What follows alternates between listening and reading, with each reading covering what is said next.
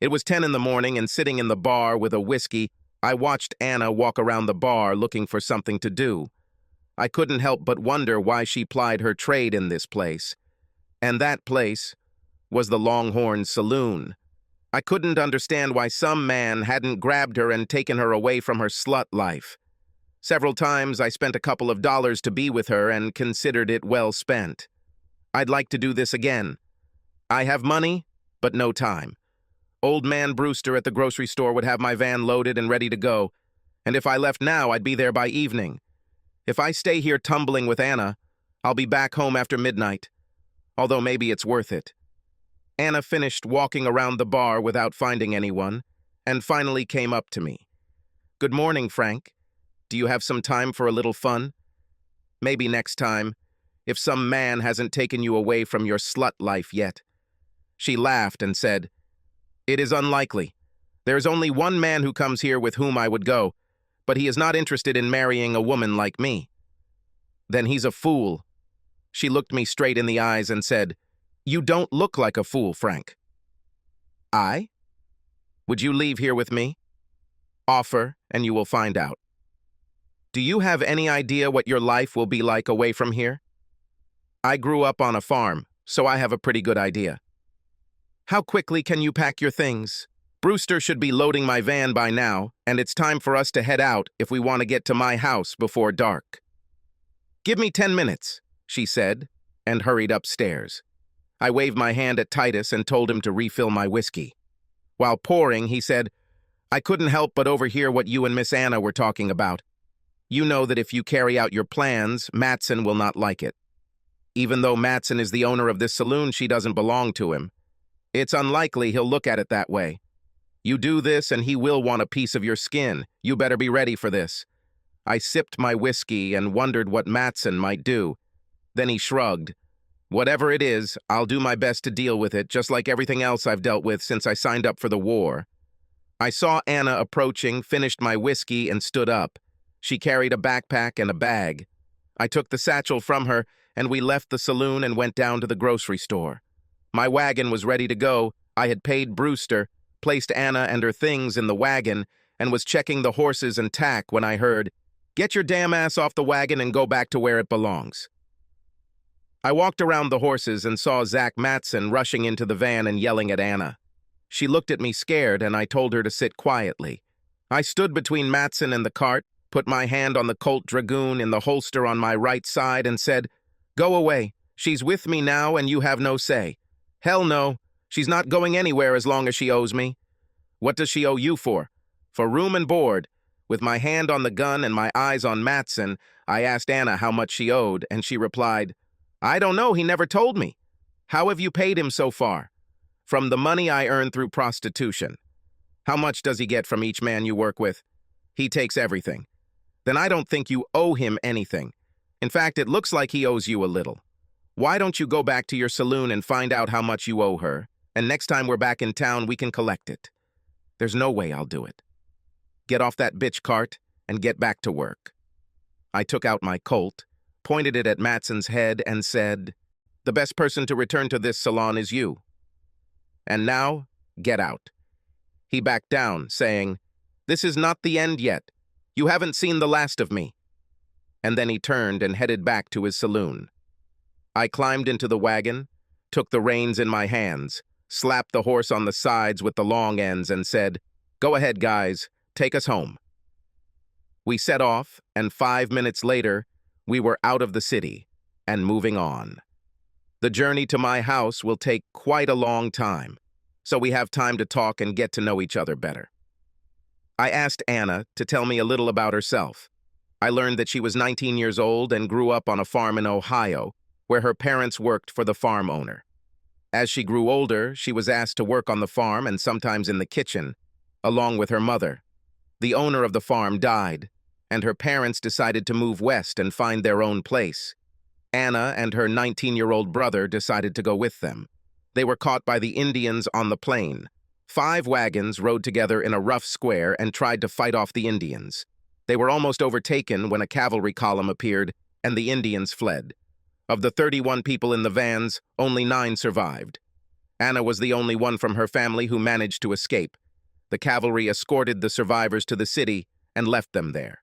Anna had no money and could not find a job.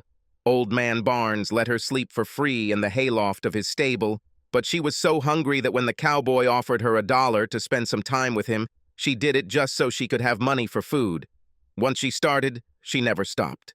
Matson offered her room and board if she would work in his saloon. It was only after she had been there for 2 weeks that she discovered Matson was charging her for room and board. And then she wanted to hear my story. Born and raised in Monroe, Michigan. Worked at the Monroe Wagon plant building wagons and buggies during the week and on my uncle's farm on the weekends. At the end of '62, I enlisted in the 27th Michigan Infantry, expecting to go to fight the Confederates. He ended up in New York, where he tried to suppress the anti-draft riots, participated in the battles of Spotsylvania Courthouse and Appomattox, participated in the siege of St. Petersburg. He parachuted in June 1965, and when he returned home, it turned out that all the jobs were occupied by those who did not go to war. Bill Hendricks told us about the homestead law that Abe passed in '62. We can live on 65 acres of land for just $18, and all you have to do is live on it and improve it for 5 years, and then it's yours without any encumbrances. 23 of us decided to do it, and a train of 18 wagons and a herd of cows came and settled here. All my neighbors are boys with whom I fought, and we still help each other when necessary. We were the first to come here, and we had a choice of sites. We drew lots to see who would choose first, and lucky for me, I was the first to choose.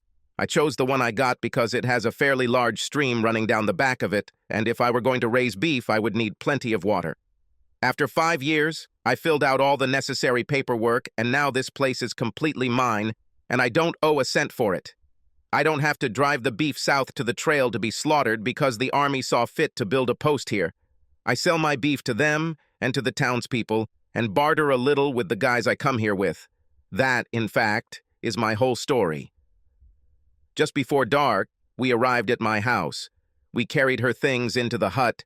Then I took the wagon to the barn, unharnessed the horses, brought them into the stalls, fed and watered them, and then left the wagon to unload until the morning and headed towards the hut. Entering the hut, I found Anna naked on the bed, waiting for me.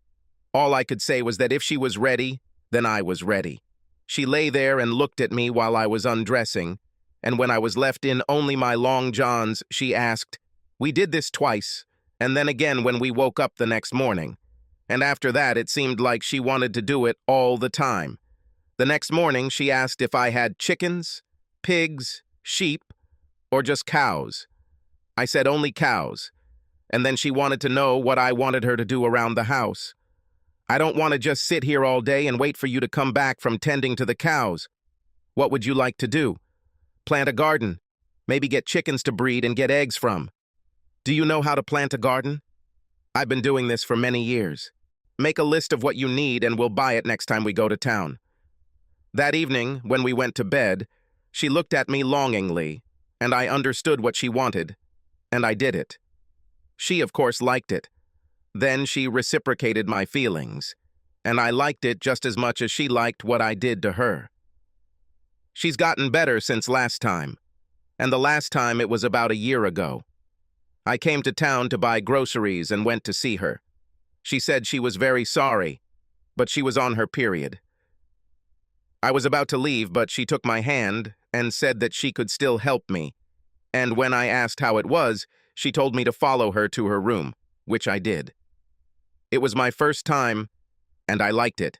Not as intense as copulation, but very close. 3 days later, Zach Matson and 2 horsemen showed up at the house, and he shouted, "Hello, home!" It was pure luck that I was in the barn when they showed up. I was mostly looking after the cows, but at that moment I went back to get the salt blocks. Anna opened the door, and Matson said, "Get ready. I'm taking you to where you belong." Anna closed the door in front of him.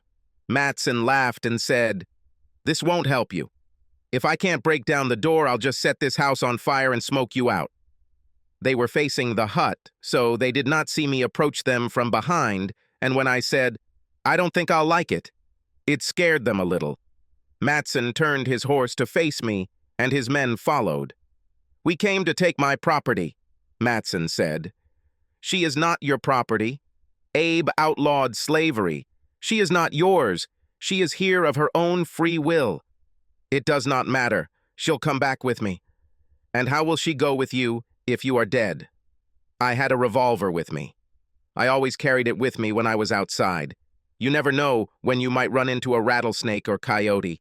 Once I even saw a wolf. I put my hand on it and Matson said, "There are 3 of us, and there's only one of you. You can't take all 3 of us. Maybe not, but I'll take at least one. And it'll be you. And since you leave and can't pay them, they might just turn around and leave." From the hut I heard, "I'm targeting the one in the red shirt," and we heard a click, cocked chicken. Now I only have 2 to worry about, but the first one will be you. Matson turned to the other 2 and said, "I'll double your salary." And while he was saying this, I took out my Colt Dragoon, and Matson, when I heard a click, cocked trigger, turned to me and I said, "Do it or get off my land." Matson was angry, and angry people sometimes do stupid things, and I was waiting for him to start the fight. But his 2 men weren't angry, and they didn't really like their chances if the shooting started. Anna had already cocked her Henry and took aim at one, and my Colt was already in my hand and pointed in their direction. They turned their horses and rode off. "This is not the end," Matson said, and turned to follow his men. As he did this, I called out to him, "Matson," and he turned to look at me. "If there is a next time, I will kill you. Understood?" He threw a hostile look at me and galloped away. I went into the cabin, and as Anna was putting Henry in his place, I asked her if she really could have shot the man in the red shirt, and she said yes. When Poe died, I picked up his rifle and shot at the Indians. This was no different. I went to my chest, rummaged around at the bottom, and pulled out a 4-barreled Sharps pistol, which I took from a dead Confederate in Sylvania Sports. I handed it to her and said, "It doesn't have any stopping power because it's only a .22 caliber. If you need to use it, shoot it in the head." I took her to the barn, let her shoot it and get used to it, and then told her to keep it handy when I wasn't around. We have settled down. She had her own chickens and garden. I had beef and hay. One evening, coming from haymaking, I found her slightly agitated. Before he could ask, she said that she had to shoot a man that day. "He's in the barn. I had to drag him there. I couldn't leave him in the yard because someone might come. One of the people who came here with Matson, the day we drove them away. He told me to pack my things, and he would take me back to Matson, where I belonged." While gathering her things, she picked up the box of pepper, turned, and remembering my words, shot him in the face, and he fell. Her bullet hit him in the left eye, and that was the end of it. I buried him under one of the horse stalls, threw some hay on the ground, and then returned the horse to his stall.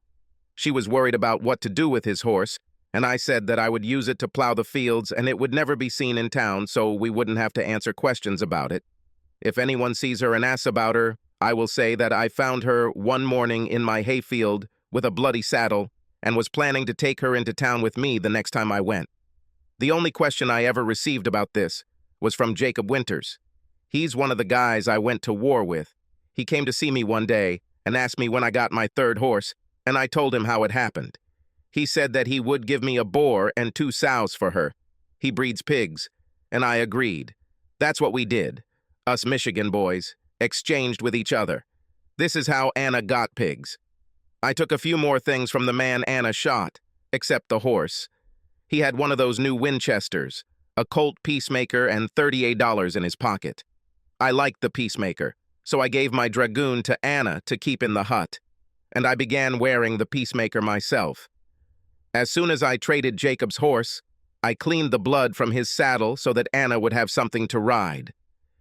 It was McClellan, and there are many of them in the area. The fact that the man came convinced me that Matson was not going to leave things as they were. It didn't matter that she wouldn't be of any use, being 3 months pregnant and all. But he didn't know that. I thought that Matson was a coward, and instead of coming myself, I told him that at the next meeting I would kill him. He sent his mercenaries. Why only one this time? I don't know, but it didn't matter. I had to do something. It was impossible to hope that Anna would cope with this alone if I was in the field, and more than one of them appeared. I didn't want to wait for the axe to fall, so I saddled Horse Raz, as I called him. The other was Horse too. First, I went to the city in the first rays of sun. We didn't have any plans. Just going to stop by Matson's saloon and see where it took us. We didn't have to wait long. Before I could put $1 on the bar and tell Titus to bring me some whiskey, I heard, "What the hell are you doing here?" I turned around and saw Matson and said, "I drink whiskey." "Not here. Get out of here and don't come back." Without turning my back to Matson, I asked, "Titus, who will get this position after Matson's death?" "Don't know. He has no relatives that I know of." "Maybe you can control it yourself until someone shows up?" "Don't know. I only worked behind the counter." "Perhaps you will have a chance to see if you can do it." "What do you say, Matson? Is he ready for a chance to see if he can do the job? If you want me to get out of here, you'll have to kick me out. The thing is, I don't think you can do it. You armed, come on, or get out of here and let me drink my whiskey in peace. Are you man enough to test me, or the slug I see you as?" Besides me, Matson, and Titus, there were 6 others in the establishment, 3 at one table, 2 at another, and 1 sitting alone. They all knew me, and knew that I was a farmer and rancher, not a gunslinger, so they knew something bad would happen if I challenged Matson. They heard everything that was said, and everyone looked at Matson to see if he could stand being called a coward. Matson knew everyone was looking at him and tried to back away. "Damn it, Dalton, there is no woman worth dying for." "Then why are you always trying to get her when she doesn't want to come?" "I didn't try, except that time. Bart told me otherwise when he was caught trying to take Anna away. He said you told all the guys working for you that you would give $35 silver to whoever brought Anna to you. I told him that if I see him next time, I will kill him. He must have believed me because I haven't seen him since. I haven't chased him away for a long time, but then I thought about the other guys you offered money to. I can't sit at home all the time, so in the end I realized that you can't pay anyone anything if you're dead. So there you go. You win, and all you have to do is go and get it. If I win, I won't have any more worries." "Damn it, boy, you had no right to take her away from here. She owed me money." "But we don't think so. You gave her room and board and took everything she earned here. Room and board anywhere else in town costs 75 cents a day. Anna never earned less than $3 a day. According to our calculations, you owe her at least $1,500. She never insisted on this because she was glad to leave here. But I don't think so. She worked here, so she is mine. I'm guessing you're one of the people who didn't hear the rumors that Abe freed the slaves and outlawed slavery. It may no longer be there, but even after that, slavery was not restored. She is free to do what she wants, and she wants to leave here with me. Now the question is, how many times do I have to call you a cowardly slug so you can sneak out and prove me right, or pull out a gun and prove me wrong? I saw that he was no longer going to accept being called a coward in front of everyone in the room, and I couldn't allow it. As long as he lived, he could pay people to do his dirty work for him, and Anna wouldn't be safe. I took a deep breath and then said, "Okay, coward." Then he turned his back to him and raised his glass of whiskey with his left hand. In the mirror at the back of the bar, I saw a smirk on his face as his hand went down to his gun. I dropped my temples, and my right hand went to my gun as I turned and took 2 quick steps to the right. Matson's shot hit the bar right where I was standing a few seconds ago, but my shot hit him in the chest. He stood with a shocked expression on his face, but the gun was pointed in my direction, so my second shot hit him in the forehead just above his right eye, and he fell. I turned and asked Titus for whiskey.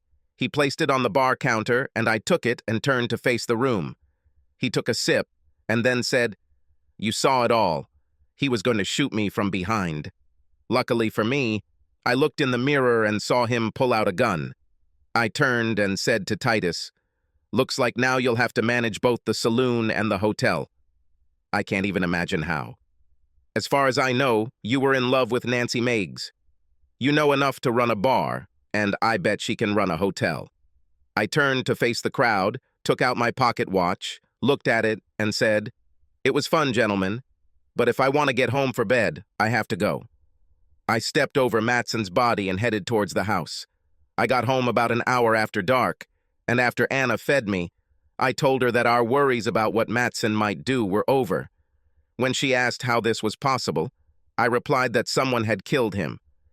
Since he's dead, and no one can pay his boys, then everything's all right. And we were fine. Over the years, Anna gave birth to 2 sons and a daughter, and we led a completely happy life.